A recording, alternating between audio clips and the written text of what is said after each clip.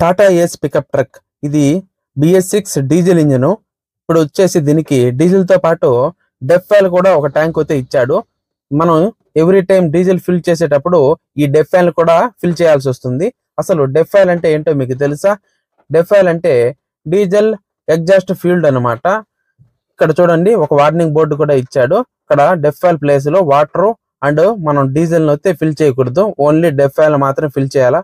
అలా లేకుండా మీరు ఫిల్ చేసినట్టయితే మీ కారు మీ వెహికల్ యొక్క ఇంజిన్ అయితే త్వరగా అయితే పాడవుతుంది. అసలు డెఫ్ ఆయిల్ మీకు డీజిల్ తో పాటు కలిసి ఇంజిన్ లోకి అయితే వెళ్ళి కంబషన్ లో అయితే మీకు కంబషన్ అయితే అవ్వదు. దీనికంటూ ఒక సపరేట్ మెకానిజం అయితే ఉంటుంది. అది వచ్చేసి మీకు సైలెన్సర్ దగ్గర ఒక ఛాంబర్ అయితే ఉంటుంది. అక్కడికి వెళ్ళి అయితే స్ప్రే చేయబడుతుంది. అందువల్ల మనకు పొల్యూషన్ అయితే తగ్గుతుంది.